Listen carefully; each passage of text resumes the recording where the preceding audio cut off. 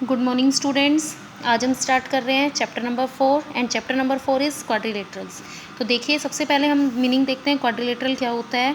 आपको पता है ए 4 sided polygon is called a quadrilateral. 4 side से जो मिलकर एक पॉलीगन बनता है उसे आप क्वाड्रिलेटरल बोलते हैं। क्वाड्रिलेटरल में क्या होता है, आपके पास 4 साइड्स होती हैं, 4 एंगल्स होते हैं एंड 4 वर्टिसेस होते हैं।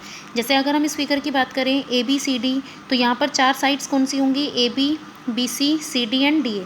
ये आपके पास 4 साइड्स होंगी। 4 एंगल्स आपके पास कौन कौन से होंगे, angle A, angle B, angle C and angle D. ये आपके पास 4 एंगल्स होंगे। एंड वर्टिसेस आपके पास कौन से होंगे, point A, point B, point C and point D. ये आपके पास 4 क्या होंगे, वर्टिसेस होंगे।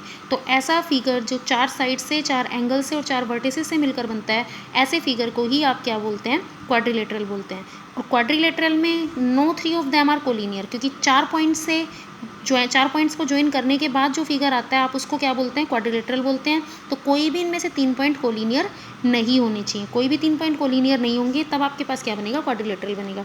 ये भी आपके पास एक क्वाड्रिलेटरल का एग्जांपल है। ये सेकंड जो है ये भी आपके पास एक क्वाड्रिलेटरल है। लेकिन जो थर्ड है वो आपके पास क्वाड्रिलेटरल नहीं है, क्योंकि यहाँ पर क्या बन गया, दो आपके पास ट्रायंगल बन गए। ये दोनों लाइंस आपस में इंटरसेक्ट कर गई। अगर ये इंटरसेक्ट नहीं करती तब ये क्वाड्रिलेटरल बनता। इनमें देखिए सिर्फ एक पॉइंट पर ये दो लाइंस सिर्फ एक पॉइंट पर इंटरसेक्ट कर रही हैं। लेकिन यहाँ पर देखिए ये आपके पास जो दोनों लाइंस हैं ये इस पॉइंट पर भी इंटरसेक्ट कर गई। ये वाली जो लाइंस है ये यहाँ पर भी इंटरसेक्ट कर गई। तो क्योंकि ये इंटरसेक्टिंग लाइंस हैं तो ये आपके पास क्वाड्रिलेटरल नहीं बना रही। ये आपके पास दोनों क्या होंगे, क्वाड्रिलेटरल होंगे। तो एक ऐसा फिगर जो 4 लाइन सेगमेंट से बनता है, 4 वर्टिसेस होते हैं, 4 एंगल्स होते हैं, उसे आप क्या बोलते हैं, क्वाड्रिलेटरल बोलते हैं। इसके बाद आपके पास है एडजेसेंट साइड्स। एडजेसेंट साइड्स क्या होती हैं, दो साइड्स को आप एडजेसेंट तब बोलते हैं जब उनमें एक पॉइंट कॉमन होता है। जैसे अगर हम इसमें बात करें A B C D quadrilateral में, तो यहाँ पर एडजेसेंट साइड्स कौन सी होंगी, दो साइड्स जिसमें एक पॉइंट कॉमन होगा। तो ए बी और ए डी, इसमें पॉइंट ए कॉमन आ रहा है तो इसका मतलब ए बी और ए डी एडजेसेंट साइड्स हो गई। ए बी और बी सी, इसमें बी पॉइंट कॉमन आ रहा है तो ए बी और बी सी एडजेसेंट साइड्स हो जाएंगी।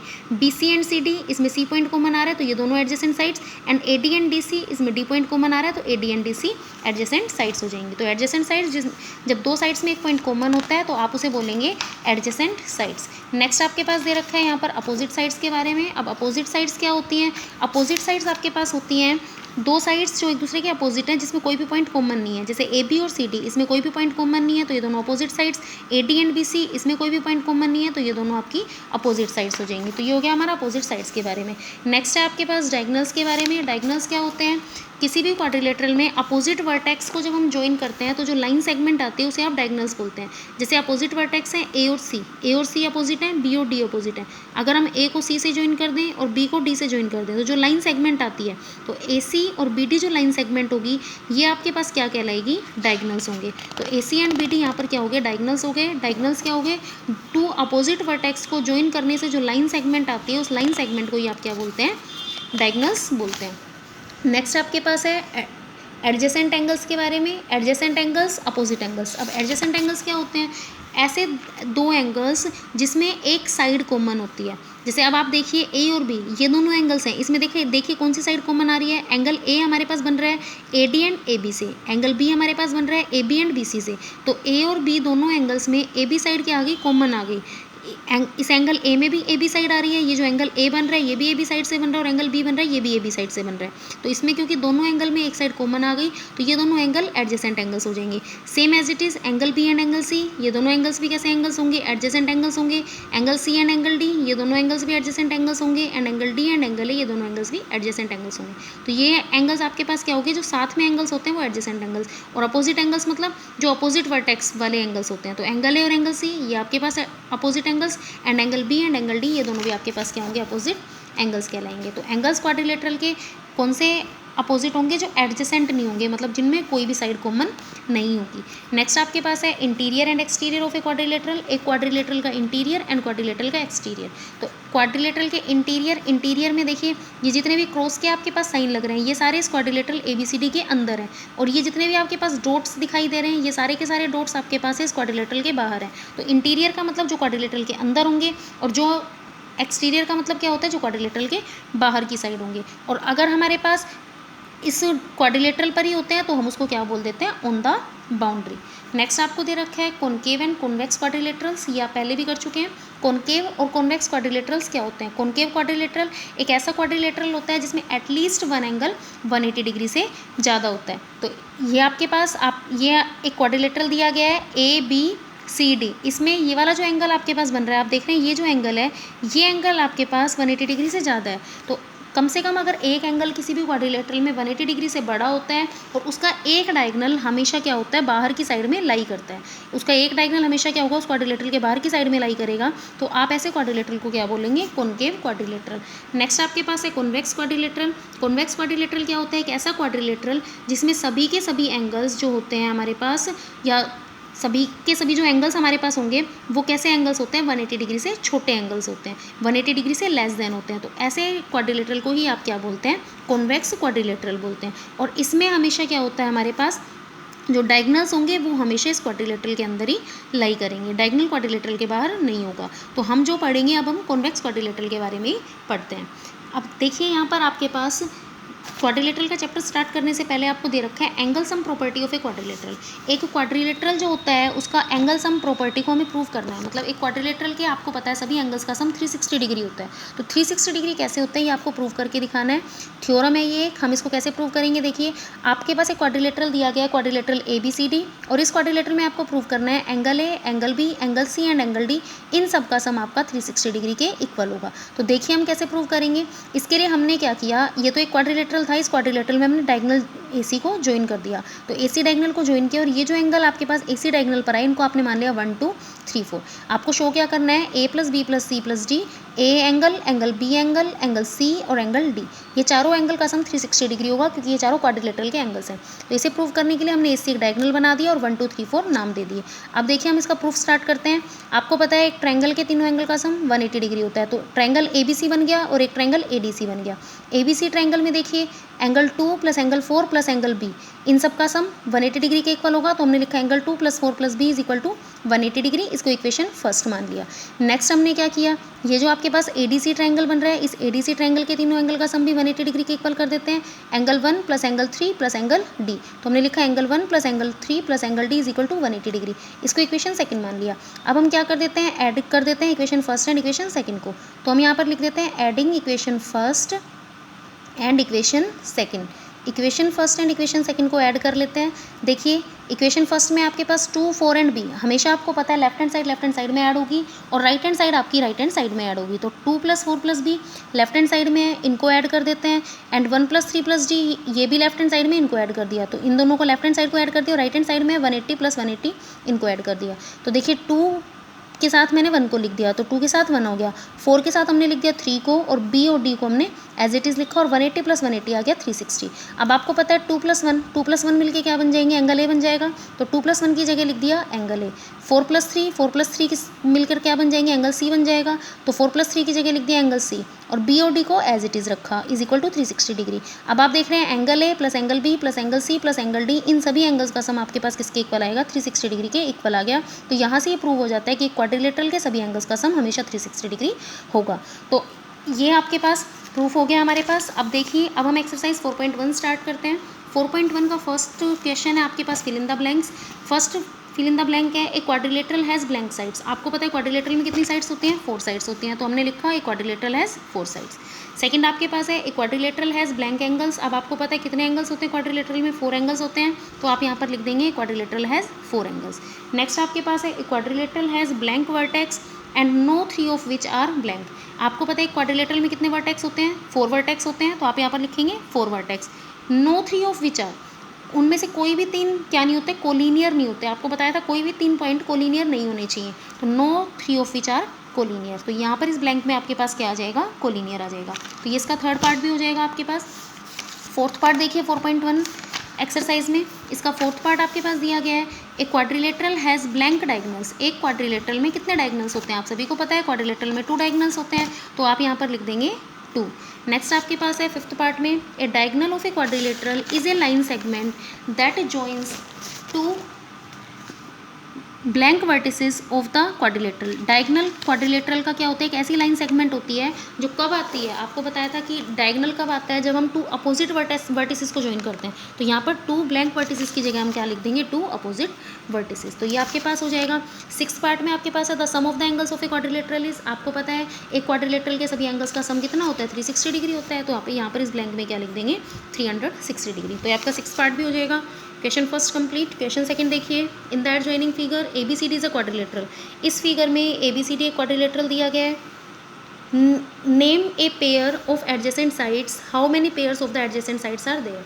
आपको इनमें एडजेसेंट साइड्स का सिर्फ एक पेयर लिखना है और फिर आपको बताना है कि यहाँ पर एडजेसेंट साइड्स के कितने पेयर हो सकते हैं। तो एडजेसेंट साइड्स क्या होती हैं, जिनमें एक वर्टेक्स कॉमन होता है। तो ABBC ये एडजेसेंट साइड्स, BCCD ये एडजेसेंट साइड्स, CDAD ये एडजेसेंट साइड्स और AD और AB ये एडजेसेंट साइड्स। तो टोटल कितने पेयर्स हो गए, 4 पेयर्स हो गए। और कोई भी एक पेयर का आप नाम लिख देंगे। तो हमने एक पेयर का नाम लिख दिया AB एंड BC, क्योंकि इनमें एक पॉइंट देखिए कॉमन आ रहा है। और टोटल कितने पेयर्स हो सकते हैं, 4 पेयर हो सकते हैं।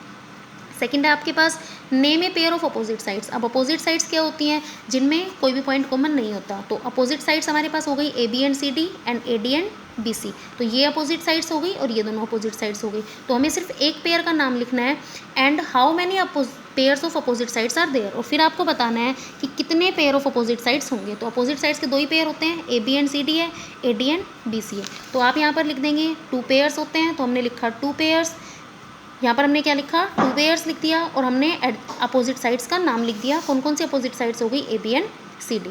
नेक्स्ट आपके पास है third, name a pair of adjacent angles. Adjacent angles का नाम लिखना है। एडजेसेंट एंगल्स क्या होते हैं, जिनमें एक साइड कॉमन होती है। तो A और B ये adjacent angles, B and C ये adjacent angle, C and D ये adjacent angle and D and A ये एडजेसेंट एंगल। तो टोटल कितने एडजेसेंट एंगल हो गए, 4 पेयर हो गए आपके पास एडजेसेंट एंगल के। आपको कोई भी एक पेयर का नाम लिखना है। तो हमने एक पेयर का नाम लिख दिया angle A and angle B।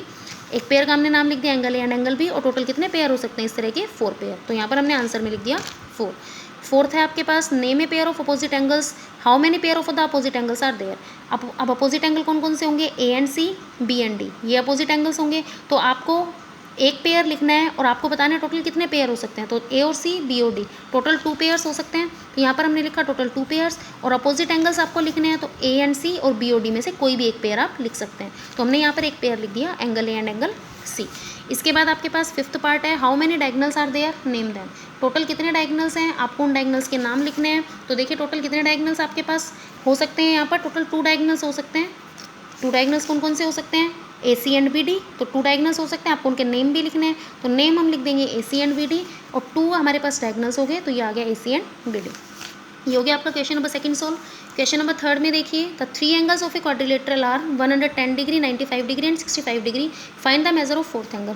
आपको एक क्वाड्रिलेटरल के 3 एंगल दिए गए हैं, 4th एंगल फाइंड आउट करना है। आपको पता है 4 एंगल्स का सम 360 होता है। तो 4th एंगल को x मान लेंगे, 3 एंगल ये और x, वहाँ से x की वैल्यू आप फाइंड आउट कर देंगे। तो हमने लिखा लेट 4th एंगल, क्वाड्रिलेटरल का 4th एंगल x हो गया। 3 एंगल आपको दे रखे हैं 190, 95 एंड 65। तो और 4 के 4 एंगल्स का सम कितना होता है, 360 डिग्री होता है। तो हमने चारों एंगल का सम किया, इसको 360 डिग्री के इक्वल कर दिया। तो 110 95 प्लस 65 आपका आ जाएगा 160 के equal, plus x is equal to 360 degree. ये इन दोनों को ऐड किया तो 270 plus x is equal to 360 degree. तो x की वैल्यू आपके पास कितनी आएगी, 360 डिग्री माइनस 270 डिग्री, x की वैल्यू आ गई 90 डिग्री। तो x का मतलब आपके पास क्या आ गया, आपका 4th एंगल का मेजरमेंट आ गया। तो आप यहाँ पर लिख देंगे 4th angle is equal to 90 degree. तो ये आपका क्वेश्चन थर्ड भी सॉल्व हो जाएगा। अब क्वेश्चन नंबर 4th देखिए, the angles of a quadrilateral are in the ratio 2:3:5:8, find the measure of each of the angles. आपके पास क्वाड्रिलेटरल के एंगल्स का रेशो दिया गया है, आपको ईच एंगल बताना है। तो क्वाड्रिलेटरल के एंगल का रेशो आपको दिया गया है 2:3:5:8। अब आपको पता है कि जब भी कोई भी एंगल आपके पास रेशो में दिया गया होता है तो आप क्या करते हैं, x लगा देते हैं। तो हमने फर्स्ट एंगल लिख दिया 2x, सेकेंड एंगल हमने लिख दिया 3x, थर्ड एंगल हमने लिख दिया 5x और फोर्थ एंगल हमने लिख दिया 8x। अब आपको पता है क्वाड्रिलेटरल के ऑल एंगल्स का सम 360 डिग्री होता है। तो ये आपके पास 4 एंगल्स हैं, इन सब का सम हम 360 डिग्री के इक्वल कर देंगे। तो हमने लिख दिया 2x plus 3x plus 5x plus 8x। ये आपके पास क्या हो गया, 360 डिग्री के इक्वल हो गया। अब 2, 3, 5 और 8 इन सब का हम सम करेंगे तो ये आपके पास हो गया 18x 18x is equal to 360 degree, x is equal to 360 upon 18, तो ये आपके पास आ गया 20 डिग्री। तो x की वैल्यू 20 डिग्री आ गई। आपको ये चारों एंगल्स बताने हैं, तो फर्स्ट एंगल कैसे आएगा, 2 को 20 से मल्टीप्लाई कर देंगे, सेकंड एंगल के लिए 3 को 20 से मल्टीप्लाई कर देंगे, थर्ड के लिए 5 को 20 से मल्टीप्लाई कर देंगे और फोर्थ के लिए 8 को 20 से मल्टीप्लाई कर देंगे। तो जब 2 को 20 से मल्टीप्लाई करेंगे तो 40 डिग्री, 3 को 20 से मल्टीप्लाई करेंगे तो 60 डिग्री, 5 को 20 से मल्टीप्लाई करेंगे तो 100 डिग्री एंड 8 को 20 से मल्टीप्लाई करेंगे तो 160 डिग्री। तो ये हमने 4 एंगल बता दिए क्वाड्रिलेटरल के। नेक्स्ट क्वेश्चन देखिए आपके पास, क्वेश्चन नंबर 5। क्वेश्चन नंबर 5 में दिया गया है, एक quadrilateral has 3 acute angles each measuring 85 degree. एक क्वाड्रिलेटरल के 3 एक्यूट एंगल है और सबका मेजरमेंट है 85 degree. Find the measure of the fourth angle. आपको जो फोर्थ एंगल है उसका मेजरमेंट बताना है। तो 3 एंगल आपके पास है, फोर्थ एंगल को आप x मान लेंगे क्योंकि 3 के 3 एंगल 85 हैं और फोर्थ एंगल को आप x मान के फिर आप सोल्व कर देंगे। तो देखिए 3 एक्यूट एंगल्स आपको दिया गया है 85 डिग्री, हमने फोर्थ एंगल को मान लिया x। अब 4 के 4 एंगल का सम 360 डिग्री होता है, तो 3 एंगल तो आपके 85 85 85, फोर्थ एंगल है x, इनका सम हो गया 360 डिग्री, 85 85 और 85, इन सबको जब हम प्लस करेंगे तो हमारे पास आएगा 255 plus x is equal to 360 degree. x की वैल्यू के लिए 255 को उधर से सब्ट्रैक्ट कर देंगे, तो x की वैल्यू आपके पास कितनी आएगी, यहाँ से जब आप सब्ट्रैक्ट करोगे तो 105 डिग्री। तो इसका मतलब जो आपका फोर्थ एंगल आएगा वो कितने डिग्री के इक्वल आ जाएगा, 105 डिग्री के इक्वल आ जाएगा। क्वेश्चन 5 भी कंप्लीट। क्वेश्चन नंबर 6 देखिए, 3 angles of a quadrilateral are equal and the measure of the fourth angle is 120 degree, find the measure of each of the equal angles. 3 angle equal दिए गए हैं, fourth angle का measurement 120 degree दिया गया है। तो जो एंगल इक्वल दिए गए हैं आप उनको x मान सकते हो और फोर्थ एंगल आपको दिया ही गया है, तो वहाँ से आप x की वैल्यू फाइंड आउट कर देंगे। तो देखिए 3 एंगल्स जो आपके पास इक्वल है उसको आपने मान लिया x, फोर्थ एंगल आपको दिया गया 120 डिग्री। अब आपको पता है 4 एंगल्स का सम किसके इक्वल होता है, 360 डिग्री के इक्वल होता है। तो यहाँ पर हमने क्या किया, 3 एंगल तो आपके x के इक्वल हैं, तो हमने 3 बार x लिख दिया, plus 120 degree is equal to 360 degree. x plus x आएगा 3x plus 120 is equal to 360 आएगा। अब 120 उस साइड चला गया तो 360 माइनस 120, तो 3x की वैल्यू आ गई 240 के इक्वल। x की वैल्यू आपके पास कितनी आएगी, 240 अपॉन 3, डिवाइड में ले आए तो ये आ गया 80 डिग्री। इसका मतलब 3 जो इक्वल एंगल है वो आपके पास कितने डिग्री के इक्वल आ जाएंगे, 80 डिग्री के इक्वल आ जाएंगे। तो हमने लिखा measure of each equal angle is equal to 80 degree. तो ये आपका क्वेश्चन नंबर 6 भी कंप्लीट हो जाएगा। नेक्स्ट देखिए क्वेश्चन नंबर 7। क्वेश्चन नंबर 7 है, 2 angles of a quadrilateral measure 110 degree and 150 degree respectively. The other 2 angles are equal. Find the measure of each of these equal angles. 2 angle आपके दिए गए हैं 110 and 150 degree, other 2 angles आपको equal दिए गए हैं, तो आपको इक्वल एंगल्स बताने हैं कि कितने डिग्री के होंगे। तो जो इक्वल एंगल उनको आप x मान लेंगे, 2 इक्वल एंगल x के इक्वल हो गए, 2 एंगल आपको दिए गए हैं, चारों का सम आप किसके इक्वल कर देंगे, 360 डिग्री के इक्वल कर देंगे। तो हमने 2 एंगल्स को लिया 110 डिग्री एंड आपके पास कितना दिया गया है 150 डिग्री, ये आपके पास है 110 डिग्री एंड 150 डिग्री। तो ये आपके पास 2 एंगल्स कितने डिग्री के इक्वल हो गए, एक हो गया 110, एक हो गया 150। 2 इक्वल एंगल्स आपने ले लिए x के इक्वल, 4 एंगल्स का सम आपके पास कितना आएगा 360 डिग्री। तो x plus 110 plus 150 is equal to 360 degree, क्योंकि आपके पास ये 2 एंगल आपके पास दिए गए हैं 110 एंड 150 और 2 angle equal. x plus x आ जाएगा 2x, ये आ जाएगा 260 डिग्री के equal. 110 plus 150 is equal to 260 is equal to 360 degree. तो 2x की वैल्यू आपके पास कितनी आएगी, 360 में से आप 260 को सब्ट्रैक्ट कर देंगे, इधर से आप लेकर गए, तो यहाँ से आपके पास जो वैल्यू आएगी 2x की वो कितनी आ जाएगी 100 डिग्री के इक्वल। तो x की वैल्यू आपके पास कितनी आएगी 100 डिवाइडेड बाई 2, और 100 डिवाइडेड बाई 2 कितना होता है 50 डिग्री के इक्वल। इसका मतलब जो इक्वल एंगल्स हैं आपके वो कितने डिग्री के इक्वल आ गए, 50 डिग्री के इक्वल आ जाएंगे। तो ये आपका क्वेश्चन नंबर 7 भी कंप्लीट हो जाएगा। नेक्स्ट क्वेश्चन देखिए आपके पास क्वेश्चन नंबर 8। नेक्स्ट क्वेश्चन है क्वेश्चन नंबर 8। देखिए, in the adjoining figure the bisector of angle A and angle B meet at point P if angle C is equal to 100 degree, angle D is equal to 50 degree, find the measure of angle A P B. आपके पास ये angle C 100 degree दिया गया है, angle D 50 degree दिया गया है, और ए पी बी एंगल का आपको मेजरमेंट बताना है। और ए और बी के बाइसेक्टर कहाँ पर मीट करते हैं, बी पर मीट करते हैं। तो ए और बी के बाइसेक्टर का मीनिंग है, देखिए हमने यहाँ पर बना दिया ए और बी का बाइसेक्टर, मतलब ये ए पी और ए बी पी, ये ए और बी के बाइसेक्टर हैं। तो ये वाला एंगल और ये वाला एंगल इक्वल है, और ये वाला एंगल और ये वाला एंगल इक्वल है। तो हमने इस एंगल को नाम दे दिया एंगल 1 और इस एंगल को नाम दे दिया एंगल 2। अब आपको पता है कि क्वाड्रिलेटरल के सभी एंगल का सम 360 डिग्री के इक्वल होता है। तो ए बी सी डी इन सब का सम आप किसके इक्वल कर देंगे, 360 डिग्री के इक्वल कर देंगे। तो ए बी सी डी का sum 360 degree, A plus B as it is आपने लिखा सी और डी का आपके पास मेजरमेंट दे रखा है 100 और 50 इज इक्वल टू 360 डिग्री। तो ए प्लस बी ये कितना आ जाएगा 100 और 50 150 is equal to 360 degree. A plus B equal आ जाएगा 360 माइनस 150, तो 360 माइनस 150 हो जाएगा 210। ए प्लस बी इक्वल आ गया आपका 210 के। अब हमने क्या किया 2 से डिवाइड कर दिया। 2 से हमने डिवाइड क्यों किया, क्योंकि ए और बी के बाइसेक्टर दिए गए हैं, तो इसका मतलब ए का हाफ 1 हो सकता है और बी का हाफ 2 हो सकता है। क्योंकि ए और बी के बाइसेक्टर दिए गए हैं, तो कोई भी बाइसेक्टर का मीनिंग होता है कि 2 इक्वल पार्ट्स में डिवाइड करना। तो बाइसेक्टर का मतलब है कि ये वाला जो पार्ट है ये भी इसका हाफ है इस पूरे का, और ये वाला जो पार्ट है वो भी इस पूरे का हाफ है। तो इसलिए हमने 2 से डिवाइड किया। तो एंगल ए प्लस बी को हमने 2 से डिवाइड कर दिया और 210 को 2 से डिवाइड कर दिया। तो एंगल ए को 2 से डिवाइड किया, एंगल बी को 2 से डिवाइड किया, और 210 को 2 से डिवाइड करेंगे तो कितना आ जाएगा 105 डिग्री। तो एंगल ए का हाफ आप किसको ले सकते हो, ये पूरा एंगल है, इसका हाफ एंगल 1 हो सकता है। तो एंगल ए के हाफ की जगह एंगल 1 लिख दिया। एंगल बी का हाफ आप किसको ले सकते हो, एंगल 2 को ले सकते हो। तो एंगल बी के हाफ की जगह हमने एंगल 2 लिख दिया इज इक्वल टू 105 डिग्री। तो 1 + 2 का सम आपके पास आ गया 105 डिग्री। अब आप देख रहे हैं ये एक ट्रायंगल बन रहा है एपीबी ट्रायंगल में आपको पता है A1, 2 और P इन तीनों एंगल का सम 180 डिग्री के इक्वल आएगा। तो हमने लिखा angle 1 plus angle 2 plus angle APB, इन तीनों का सम 180। 1 और 2 इन दोनों का सम आपको दिया गया 105 degree plus angle APB is equal to 180 degree. तो एंगल APB आपके पास किसके इक्वल आएगा 180 माइनस 105 डिग्री, और 180 माइनस 105 डिग्री आपके पास कितना आएगा 75 डिग्री। तो एंगल APB की वैल्यू कितनी आ गई 75 डिग्री, और यही आपको फाइंड आउट करना था। नेक्स्ट है क्वेश्चन नंबर 9। क्वेश्चन नंबर 9 में one angle of a quadrilateral is 108 degree and remaining 3 angles are equal, find the 3 equal angles. एक एंगल दिया गया क्वाड्रिलेटरल का 108 डिग्री, बाकी के 3 एंगल आपको इक्वल दिए गए हैं, तो आपको इक्वल एंगल्स बताने हैं। तो आप इक्वल एंगल्स को x मान लेंगे। तो हमने लिखा जो रिमेनिंग 3 एंगल्स आपके पास इक्वल है उसको x मान लिया। एक एंगल आपको दिया गया 108 डिग्री, तो आपको पता है 4 एंगल्स का सम 360 डिग्री होता है। तो एक एंगल है x और बाकी एक एंगल है 108 और बाकी के 3 एंगल हैं x। तो 108 plus x plus x plus x 3 बार x is equal to 360 degree. 108 as it is x plus x हो गया 3x is equal to 360 degree. 3x की वैल्यू आ जाएगी 360 डिग्री माइनस 108 डिग्री, तो 3x की वैल्यू आएगी आपके पास 252 डिग्री जब इसमें से सब्ट्रैक्ट करेंगे। और देन आपके पास x की वैल्यू कितनी आएगी 252 डिवाइडेड बाय 3, और जब हम कैंसिल करेंगे तो आपके पास वैल्यू कितनी आएगी 84 डिग्री। तो इसका मतलब जो इक्वल एंगल्स थे जो आपको फाइंड आउट करने थे वो कितने डिग्री के इक्वल आ गए 84 डिग्री के इक्वल आ गए। लास्ट क्वेश्चन आपके पास इस एक्सरसाइज का, इन the adjoining figure find the measure of angle QPR। आपको एडजॉइनिंग फिगर में QPR का मेजरमेंट बताना है। QPR ये वाला एंगल बताना है। आप देख रहे हैं ये क्वाड्रिलेटरल बन रहा है, क्वाड्रिलेटरल के चारों एंगल का सम 360 होता है, ये दोनों 90 हैं, ये 65 है। तो 3 एंगल आपको दिए गए, आपको 4th एंगल बताना है। देखिए बिल्कुल ईजी है। आपने क्या लिखा इन क्वाड्रिलेटरल PQBR में angle P plus angle Q plus angle B plus angle R is equal to 360 degree. Angle P का मेजरमेंट हमें नहीं पता, हमें फाइंड आउट करना है, तो एंगल P को हम एज इट इज़ रहने देंगे। एंगल Q का मेजरमेंट आपको पता है 90 डिग्री है, तो 90 डिग्री लिख दिया। B का मेजरमेंट है 65 लिख दिया। R का मेजरमेंट है 90, तो 90 लिख दिया इज इक्वल टू 360 डिग्री।